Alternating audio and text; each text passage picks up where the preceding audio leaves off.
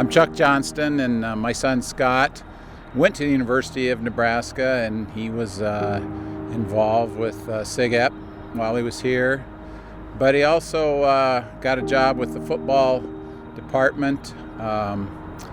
He was kind of doing some tours for arts and sciences, and then he was asked to kind of go on the staff as an intern in the football department giving tours. And after he did that for a couple of years, eventually he got hired at Kansas to work for Turner Guild. After that, he kind of got hired down at Texas A&M, where he was for a few years in the football department. Eventually he came back here and worked actually for two former Husker football players, Clay and Chad Sievers.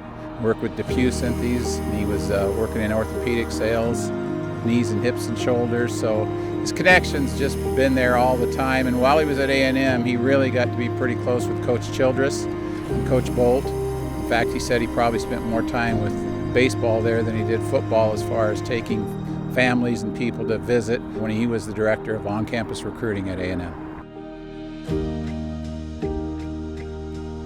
ALS is more commonly sometimes called Lou Gehrig's disease, and it's a malady that involves your nerves, and so then in September of 2022, I think, he went and eventually he got the diagnosis of that it was ALS, and we know that's not a good diagnosis. It's basically, when someone is given that, it's 2 to 5 years to live.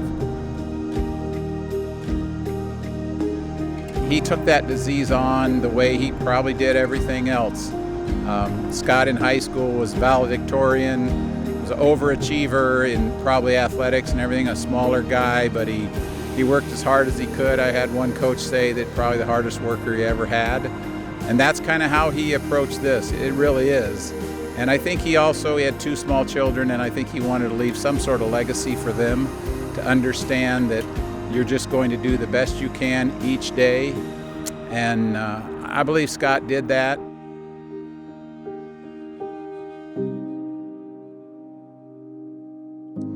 He had an impact, and I've said this before. I used to have a sign in my classroom that said, "The greatest use of life is to use it for something that will outlast it."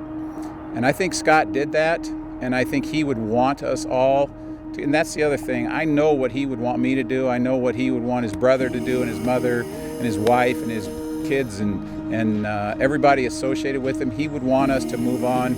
He would want us to live our lives in a way that would mean something each day. I just want to thank the university and the athletic department, particularly Coach Childress and Coach Bolt, for allowing this to be a part of their season.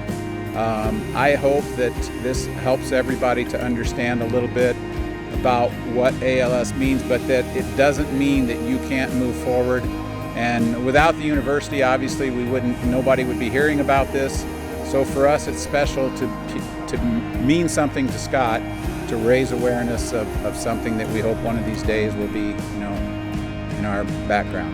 We're trying to increase awareness, and also awareness with people globally, congressmen and people like that we need more funding for ALS research. And there are people nationwide that do some things and are trying to do some things, but I don't think we have a great awareness within this state, and I hope this will kick off some of that.